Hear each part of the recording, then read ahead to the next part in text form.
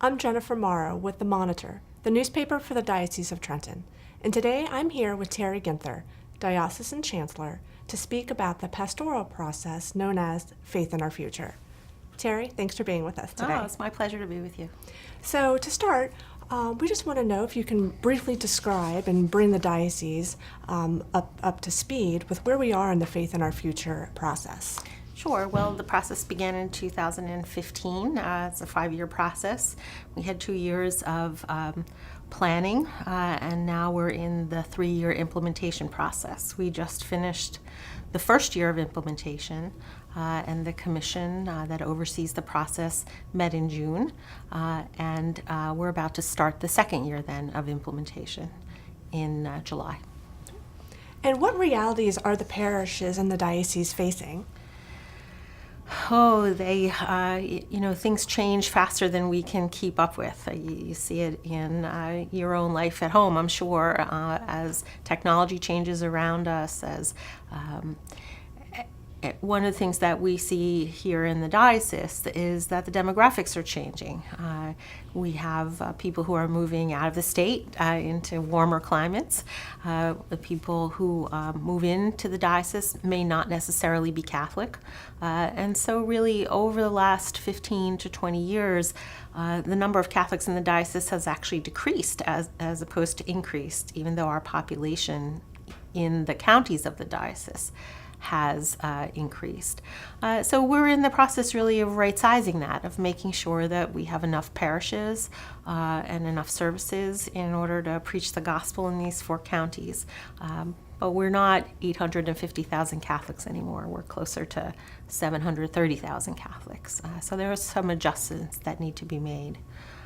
That's one of the changes. Our population is also becoming much more diverse. And so, for the first 125 years of our history, most of the people who came to the Diocese of Trenton would have been from European heritage. But now we see that the population of people from Asia and Oceania are growing. Filipinos, Indians, Indian Catholics, Vietnamese people, Koreans, but also then the Latino community from Central and South America. Probably between 15 and 20% of our Catholics in the diocese are from Spanish-speaking countries now. So that diversity also has enriched our diocese, but impacted it in terms of the way we minister. How have they enriched the parishes? For example, I can see that having so many different cultures coming in to the central New Jersey area must bring different cultures and traditions with them as well? Sure, and each culture, I think, has a particular way of expressing their faith life. The Latino culture, for instance, tends to be very devotional in the way that it expresses its faith, and so in some ways, I think the presence of Latino Catholics among us is helping us to reclaim a devotional life to the Blessed Mother under her many titles, devotional life to different saints and their stories, and in them we find new ways of following Jesus. We find different examples. There's also a difference even in the way that people celebrate. I love to celebrate with the Hispanic community. There's an energy among them. There's an enthusiasm among the Hispanic community that I find wonderful. All of our parishes are very different, and no matter where you go in the diocese, you find different expressions of the faith. And so some parishes have a charism for serving the poor. Others have a charism for wonderful celebrations of liturgy. We have some parishes who really just specialize in the ongoing faith development and spiritual development of their people. Make no mistake, all parishes do some of that, sure. But each parish has sort of a thing that is theirs and sort of marks the parish in a particular way. So the diversity is a richness. It's sort of like a tapestry that gets woven together, and so the more different expressions of faith we have here in the diocese, I think the more open and welcoming the diocese appears to people who come and ask questions about the Catholic faith as well. Sure. So as we move from one year in the Faith in Our Future process to the next, the implementation committee recently met, I believe it was in June 5th and 6th, for a working retreat to gauge the process of the cohorts over the past year and to dialogue on what may be next. What were some of the trends and takeaways from that working retreat? Well, each of the cohorts, there are 25 cohorts in the diocese, each of the cohorts put forth a plan, and they implemented that plan to the best of their abilities last year. And then we asked them to sort of report their progress. As you know, sometimes you start out the year with the best of intentions and something else gets your attention. And so, some of those things were delayed or, direction was changed. But we were very encouraged. The commission was very encouraged, as well as my partner, Monsignor Troiano, and I, very encouraged by what was accomplished in the first year. A lot of work really around building up working relationships. Our parishes are not used to working with one another, and so this first year has been about understanding what a collaborative rather than a competitive relationship looks like between parishes. Sure. There have been some a lot of movement, particularly in the area of youth ministry. This seems to be an area that the parishes and the cohorts recognize that they could do this in a stronger way together than they can do separately. And so many of the cohorts, we do see that trend of the cohorts trying to work together in youth ministry. There were a number of social activities, combined prayer, a mass at the beach, a couple of big missions that brought out 1,000, 1,200 people every night for 3 or 4 nights. A great deal of energy around that. So those are the kind of trends we saw in the first year. And for us, that first year is about learning to walk together before you can start running. We're hoping now that the collaborations in the second year will deepen and really begin to address the goals of the process. And you mentioned youth specifically. Do you find that the youth themselves seem to be very engaged in this process? I mean, just being able to get together with people of the similar ages from the different parishes? We can't tell that from the reporting. I can only tell that anecdotally. I mean, this year, our diocesan youth conference brought out another, I think we usually engage 20, 21, maybe 22 parishes, youth from those parishes in the Diocesan Youth Conference. This year there were well over 30 parishes represented at the Diocesan Youth Conference. And so for me, those are signs that people are getting connected. And I'm hoping, it's a little early to tell, but I'm hoping that this sense of working together is also helping parish experiences connect to the diocesan experience as well. What are some of the examples of the creative approaches to collaboration that have been proposed or put into action? We have 2 parishes in Lakewood who are destined to merge in a few years, a mostly Spanish-speaking parish and an English-speaking parish with a Polish community in it as well. It's a real story of demographics, and there are 3 campuses of church buildings in that area. They have done a magnificent job of collaborating in the sharing of facilities. And so for me, that was, I thought, a very creative solution to a small parish whose attendance at Mass and the number of people it's engaging is growing and growing and growing, and a territorial parish whose population is shrinking, sharing facilities rather than building new facilities, to share the facilities at, for instance, the Holy Family campus. So there's been a lot of creative thinking in that model. They know their future is together, and so it's broken down some of the barriers there. And there's really a lot of great thinking and cooperation going on between those two parishes. Another example of creative thinking is happening in Cohort 19, which is the parishes in southern Monmouth County along the coast. Okay. There were 5 parishes, 2 of them are merging this year, so they will have 4 parishes in that cohort, and they spent some time describing a position for a youth director. And so as a cohort, those parishes are going to hire someone together as a youth director who will then work with teams for youth ministry in each of the 4 parishes. Wow. And coordinate some shared activities, retreats, days of service, etc. So that's a new model that we've seen emerge, and we're very pleased. We're very pleased to see that position's being advertised right now. So it sounds like a lot of exciting things are in the works, in the process. We're trying to learn how to be church in a new way. I mean, a parish is a parish and the pastor is the leader, but this notion of walking forward into the future together and meeting the challenges that we face really is something that we have to grow into. And so that's what's happening. The diocese will see 7 parish mergers on July 1st. That's right. How have these parishes been preparing over the last year? Well, you can imagine, with lots of meetings. So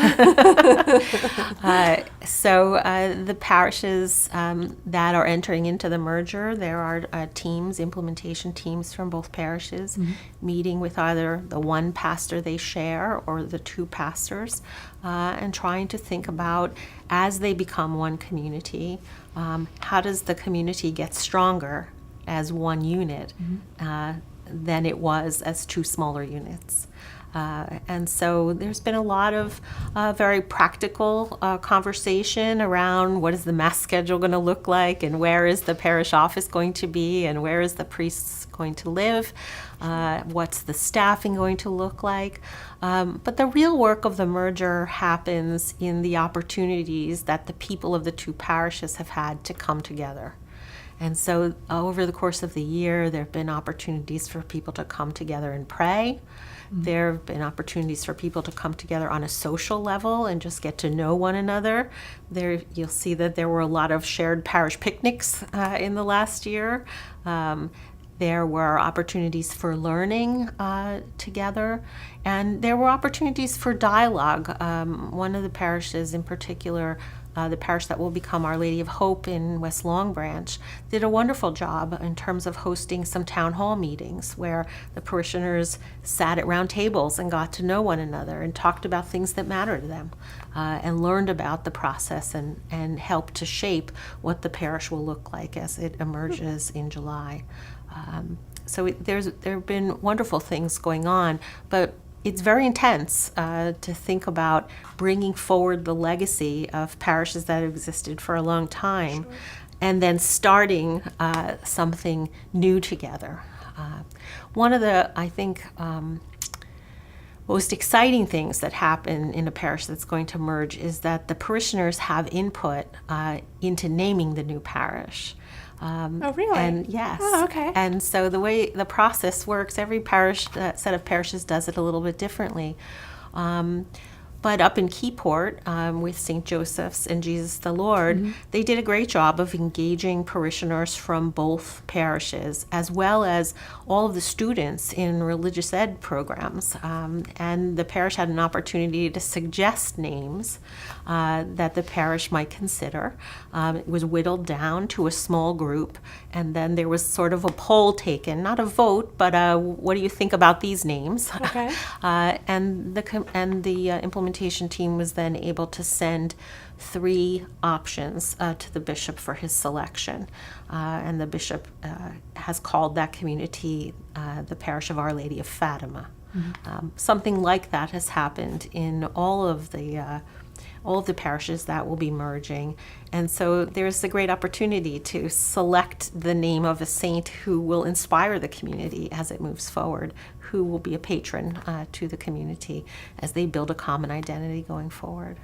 So it sounds like there's been a lot of community building through the picnics and prayer opportunities, but also like hard discussions about what it's going to look like and how we can come together. So it's a little bit of work and community. That's right. I mean, fundamentally, a parish is a stable community of the faithful. Mm-hmm. And so when you talk about merging parishes, you're talking about bringing two families together, two parish families together into one new entity. Mm-hmm. And so it takes time.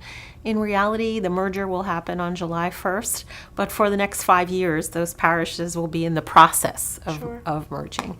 The paperwork gets done on July 1st. But the parish, the emergence of a new parish identity will be happening for a long time to come. So we've mentioned some of the success stories, but with change, there's always some difficulties and challenges. Mm-hmm. What have some of those challenges been over the last year or in the process?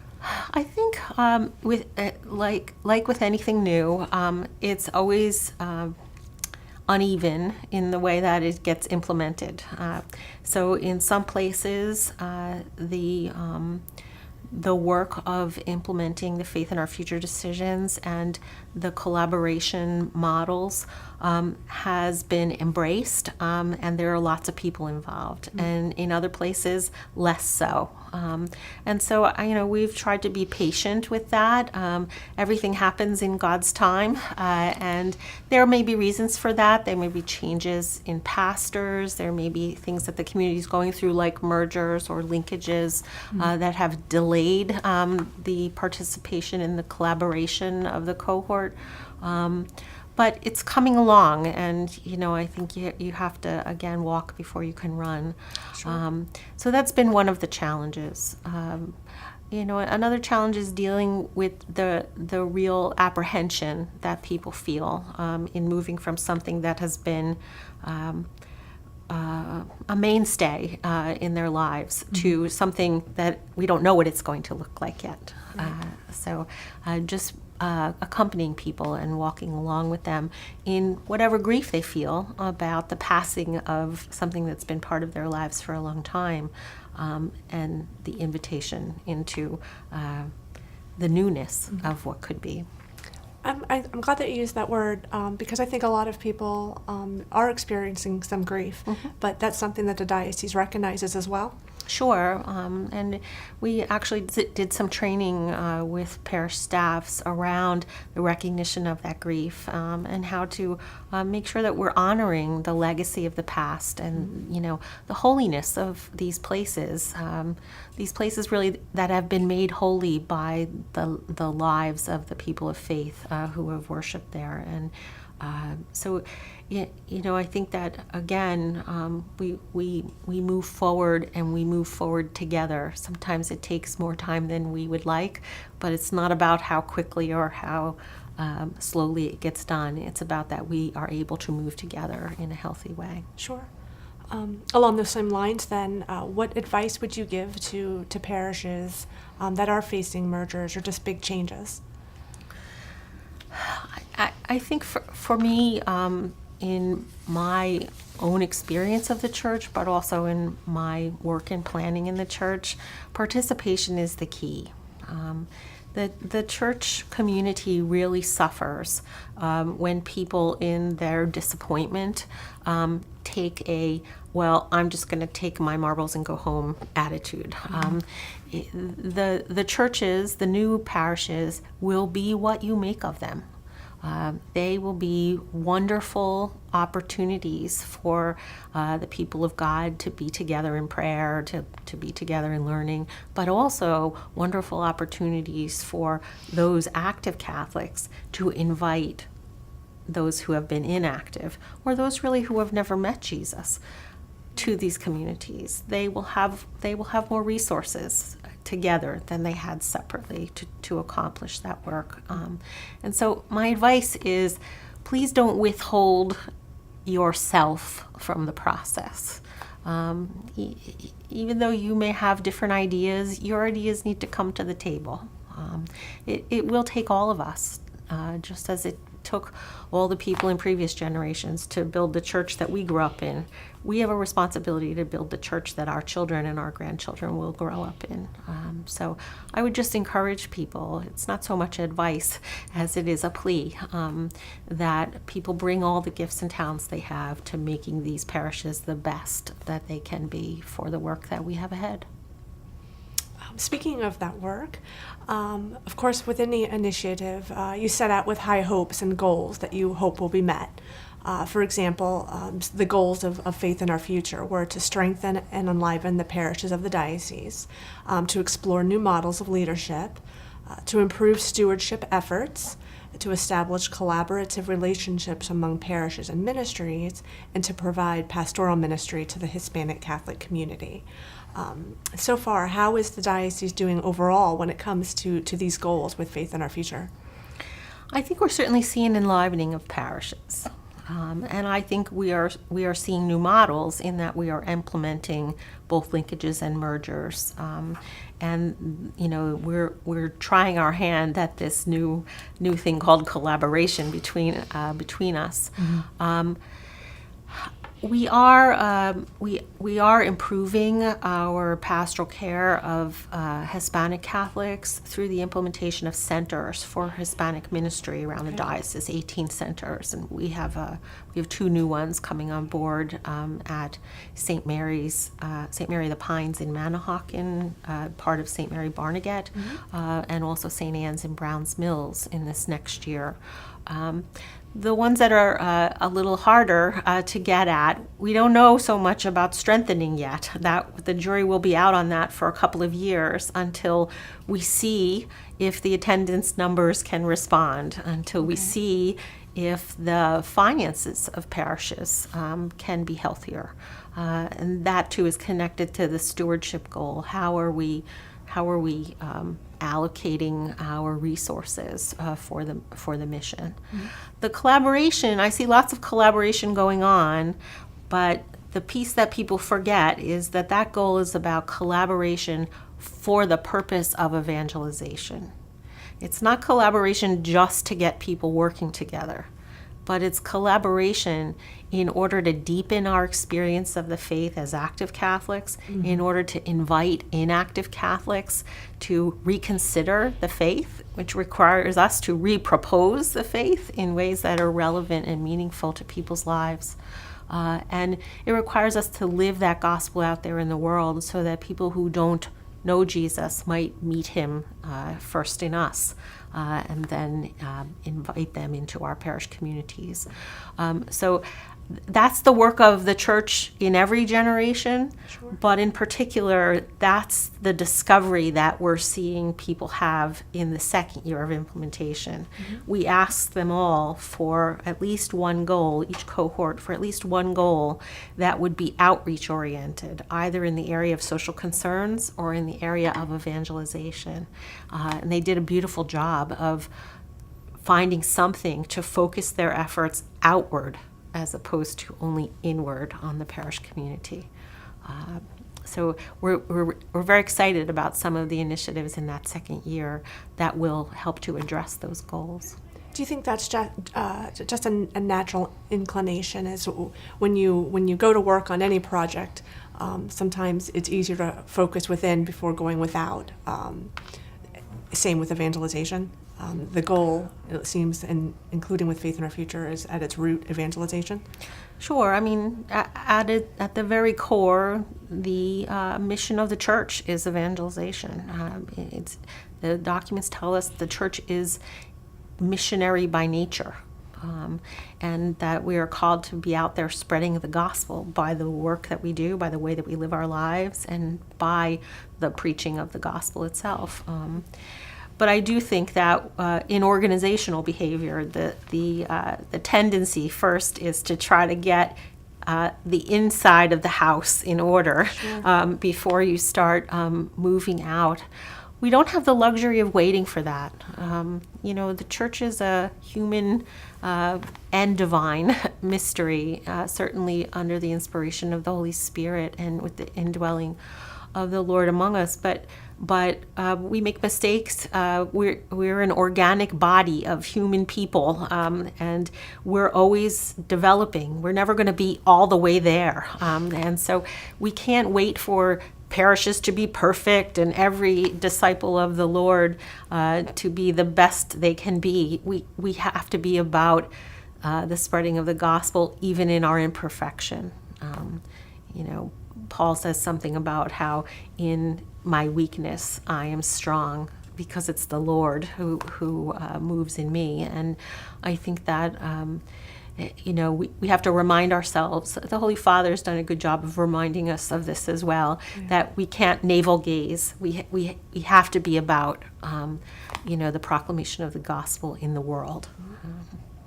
That kind of rolls into one of our questions is, what is the role and responsibility of the parishes and parishioners in Faith in Our Future? I think that's, I was talking about it before when you asked me for advice. It's that participation. The Holy Father, Pope Francis, but also before him Pope Benedict, and before him Pope John Paul. They're using different words, but they're talking about the co-responsibility of all the members of the church for this mission of evangelization, for this mission of the proclamation of the gospel and the spreading of the good news in the world. And so for me, that's the main responsibility. It will take all of us to accomplish this mission. It can't just be some of us. Mm-hmm. And to the extent that right now, about 20% of people attend Mass, 18 or 20% of people attend Mass regularly. Only about 20% of people are active in that way in parish communities. Something in the neighborhood of 30 or 35% of people support their parishes in any way. And so we get these fractions, we get these pieces of the whole people of God. Imagine what could happen if those pieces were larger. Mm-hmm. I'm not even looking for 100%. Imagine what could happen if half the Catholics in this diocese were attending Mass regularly, participating in the sacraments. Imagine what could happen if instead of 35 or 40% of people supporting their parishes financially, imagine the work that could be done if 50%, supported their parishes financially. Imagine if each person were to invite someone to meet Jesus in the Catholic Church in a new way. How in this entire process and what you're speaking about right now, using your talents, your skills, your gifts, how does prayer and faith and discernment come into play with Faith in Our Future and just the future of the Church in the Diocese of Trenton?